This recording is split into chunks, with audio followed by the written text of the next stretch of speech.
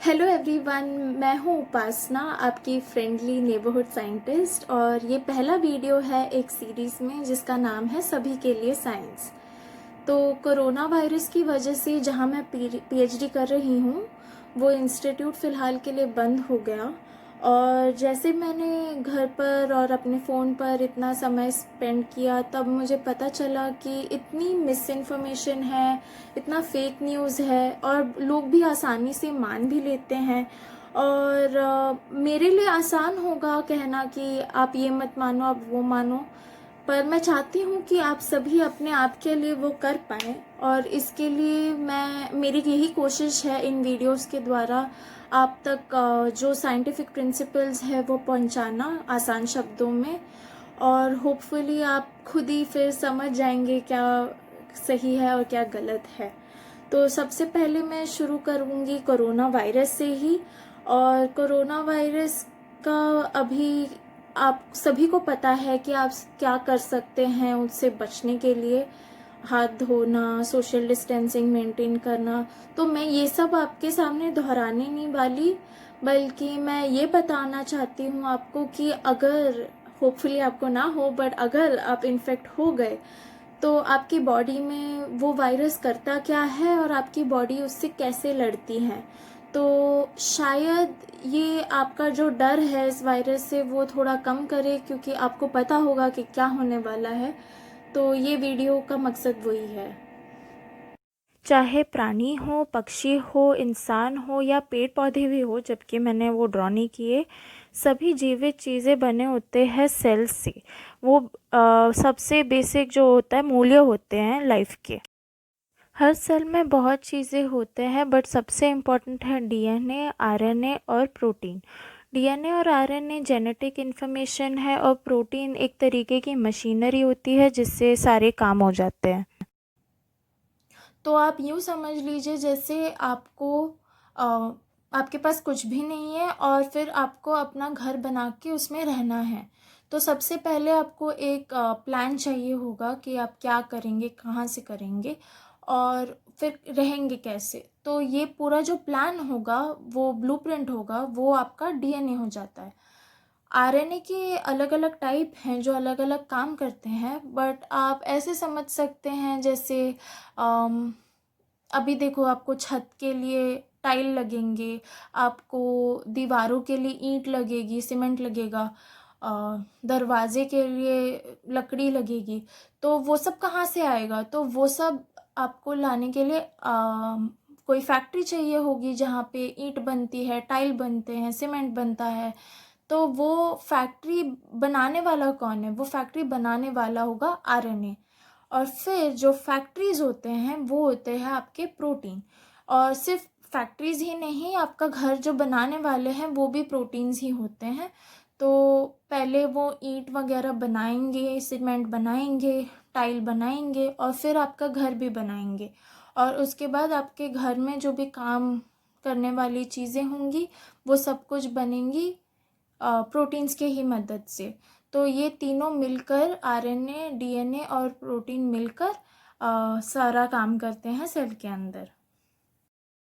तो वायरसेस में genetic information है और प्रोटीन है, लेकिन उनके पास पूरी मशीनरी नहीं है जीवन के लिए।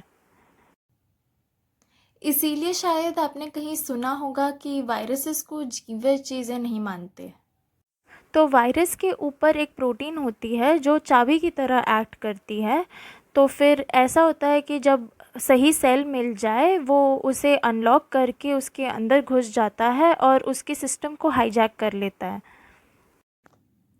तो जैसे ही एक वायरस अपने सेल के अंदर के सिस्टम को हाईजैक कर लेता है, वो उसके माध्यम से अपनी खुद की जो प्रोटीन्स होती है, जो जेनेटिक इन्फॉर्मेशन होता है वो बनवा लेता है। और अपने आप के जो मल्टीपल कॉपीज़ है, बच्चे बेसिकली, वो बना लेता है। और जब वो सेल जो है उसे और बर्दाश्त नहीं कर पाता, उस टाइम पे वो उस सेल को तोड़कर उसे मार कर अगले सेल की ओर जाते हैं। और ये प्रोसेस बार बार रिपीट होता है जब तक बहुत सारे सेल डैमेज हो जाते हैं, मर जाते हैं और बॉडी उसको और बर्दाश्त नहीं कर पाता। पर इस इससे लड़ने के लिए हमारी बॉडी की बहुत अच्छी सिस्टम है जिसे हम कहते हैं इम्यून सिस्टम। अब इम्यून रिस्पॉन्स किस तरीके से काम करता है मैं आप सबको बहुत डिटेल में ज़रूर बताना चाहती हूँ, लेकिन ये वीडियो बहुत लंबा हो जाएगा तो वो मैं अगली बार करूँगी। और फ़िलहाल के लिए कोरोना वायरस इन्फेक्शन होने से बॉडी का क्या रिस्पॉन्स होता है मैं वो थोड़ा सा समझा देती हूँ। तो हमारा जो बॉडी है उसका कभी इस वायरस से पहले कोई मुलाकात नहीं हुई, तो इसीलिए बॉडी अपनी टाइम ले लेता है ये पहचानने के लिए कि कोई घर के अंदर घुस गया है। तो कुछ ऐसा समझ लो जैसे अगर आपके घर में कोई पहले घुस आके आपके सामान को यूज़ करके आपसे चुरा कर चला गया है, तो अगली बार जब वो आएगा तो आप उसे देखते ही डंडा लेके उसके पीछे जाके उसे भगा दोगे। पर अगर पहली बार कोई आपके घर में घुस आता है आप थोड़ा कंफ्यूज हो जाते हैं कि ये कौन है और क्यों आया है। तो ऐसे ही कुछ आप समझ सकते हैं। तो 1-2 हफ्ते लगा लेता है बॉडी समझने के लिए कि ये वायरस हमारे लिए अच्छा नहीं है, और तब इम्यून रिस्पॉन्स जनरेट होता है। तो सबसे पहले कुछ ऐसे चीज़ें होते हैं जैसे बुखार होने लगता है, तो वो इसीलिए होता है क्योंकि हमारा जो बॉडी टेम्परेचर नॉर्मल टेम्परेचर है वो वायरस को बहुत पसंद है, लेकिन जब बहुत ज़्यादा गर्म टेम्परेचर हो जाता है तो वायरस वो बर्दाश्त नहीं कर पाता और मर जाता है। तो ये हमारी बॉडी का तरीका है वायरस को मारने का, कोशिश करने का उसे मारने की।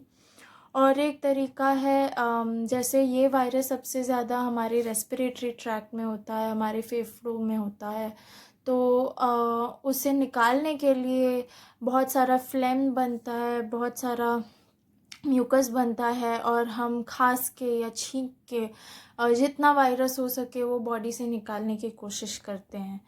तो इतना ये सब होते होते जब इंसान हेल्दी होता है, जब उसका इम्यून सिस्टम अच्छा होता है, तो एक पॉइंट पे वो इम्यून सिस्टम एंटीबॉडी बनाने लगता है। एंटीबॉडी ऐसा प्रोटीन है जो वो वायरस को मारने में बहुत मदद करता है। और उसके अलावा जब अगली बार हमें इन्फेक्शन हो तो उसे तुरंत मारने के लिए काम आता है। लेकिन जो इम्यूनो कॉम्प्रोमाइज़ लोग हैं, जिनका इम्यून सिस्टम थोड़ा कच्चा है, उनके केस में ये इम्यून रिस्पॉन्स कंप्लीट होने के लिए बहुत टाइम लग जाता है। तो तब तक में बहुत डैमेज हो जाता है, जैसे सारे सेल्स जो होते हैं हमारे लंग सेल्स वगैरह, उनमें वायरस भर के वो बहुत देर हो जाती है by the time immune response generate हो। तो उनके केस में फिर उनको बचाना मुश्किल हो जाता है। और एक चीज़ है कि जो थोड़े एज वाले लोग हैं और भी कुछ ऐसे इंसान होते हैं जिसमें क्या होता है कि इम्यून सिस्टम जो है वो ओवर ड्राइव में रहता है। मतलब फ़ीवर शायद 100 डिग्री काफ़ी है, लेकिन वो बहुत ही हाई टेम्परेचर करता है कि हमारे ही खुद के सेल्स बर्दाश्त नहीं कर पाते, और इतना फ्लेम जनरेट होता है कि सांस लेने में तकलीफ़ होती है, तो ऑक्सीजन नहीं पहुंच पाता। तो वो सारी चीज़ें होती हैं और उसके वजह से फिर बहुत बीमारी होती है, ऑक्सीजन की कमी होती है, और फिर बहुत तकलीफ़ होती है। अब ये वायरस की यही ख़ासियत है कि ये बहुत ही आसानी से फैलता है, बहुत जल्दी से एक इंसान से दूसरे इंसान में ट्रांसफ़र हो जाता है, और इसीलिए ये बहुत डरने वाली बात है कि क्योंकि हमारा इम्यून सिस्टम भले ही अच्छा हो, हम ये नहीं जानते कि जिसे हम इन्फेक्ट कर देते हैं गलती से उसका इम्यून सिस्टम कैसा है। और ये कहना बहुत मुश्किल है काफ़ी बार कि किसका सिस्टम ओवरड्राइव में जाएगा और किसका नहीं। तो इसीलिए हमें संभल कर रहने की बहुत आवश्यकता है। और यहीं पर मैं ये वीडियो ख़त्म करना चाहती हूँ। अगर आपको कोई भी सवाल हो तो आप ज़रूर कमेंट में पूछ लीजिए। और अगर आपको ये वीडियो अच्छा लगे तो आई विल बी हैप्पी। अगर कुछ समझ आए तो please let me know. Good bye.